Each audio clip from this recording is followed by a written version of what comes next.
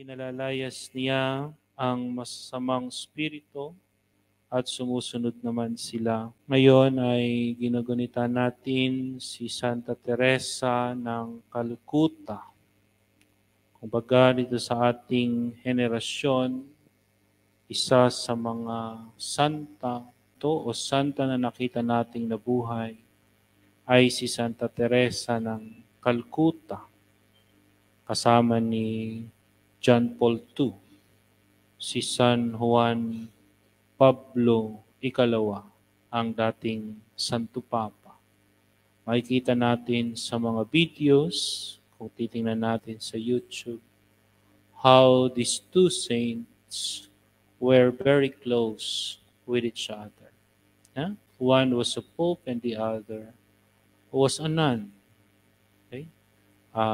Si Santa Teresa ng Calcutta, nung ako'y high school, may nabasa akong isang article sa libro tungkol sa kanya.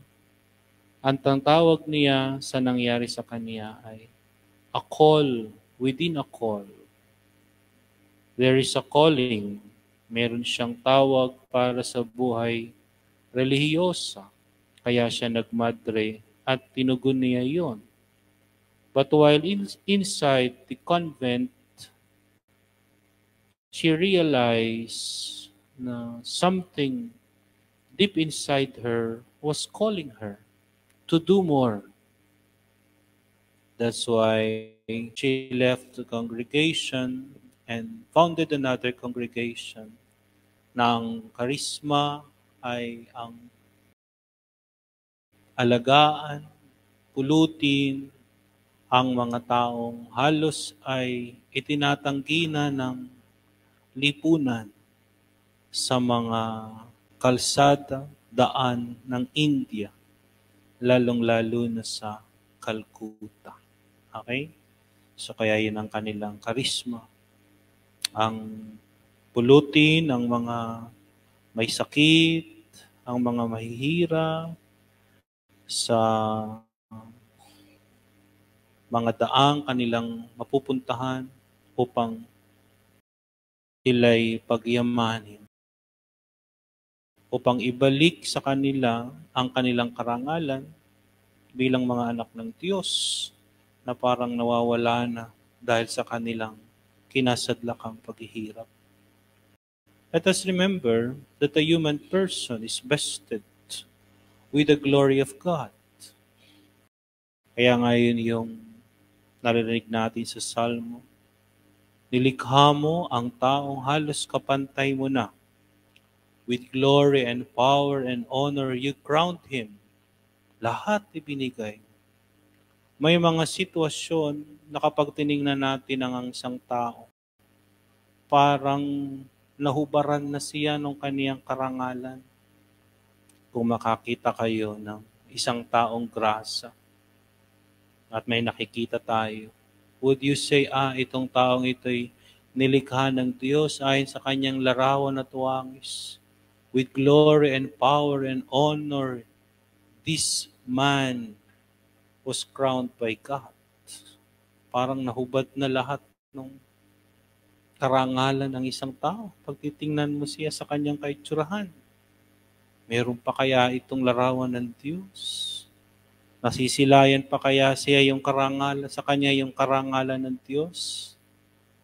So ang gampanin ni Santa Teresa ng Calcutta at ng kaniyang mga kasamahan sa kanilang paraan, ibalik sa taong halos ay kinalilimutan ng lipunan ang kanilang karangalan, ang kanilang dignidad bilang tao.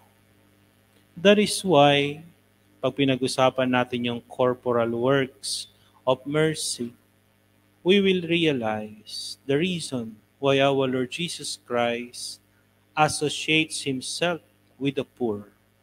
Not only associates, actually, the poor is the embodiment of Christ.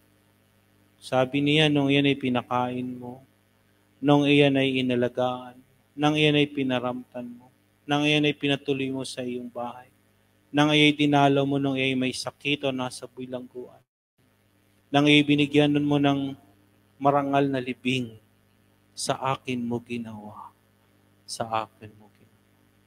Sa makatwid, sa gampanin ng mga taong naglilingkod sa mga dukha at sa mga taong alam nilang hindi makapagbabalik sa kanila ng anuman, ito'y bunga ng pananampalataya. At sasabihin, ang Diyos na ang bahalang gumanti sa atin sa mga bagay na ginawa natin ng lihim para sa Kanyang isa sa mga maliit na kapatid kong ito. Kaya naman nating ginugunita at pinararangalan ng mga banal na ngayon ay nasa piling na ng Diyos dahil sa kanilang pagpupunyagi na maranasan ng bawat taong kanilang nakakasalamuha nang sila'y nabubuhay pa dito sa lupa ang totoong diwa ng pag-iral ng Diyos. At iyon ay ang maramdaman nila. Sila'y may dignidad, sila'y may karangalan, sila'y kawangis ng Diyos. Amen.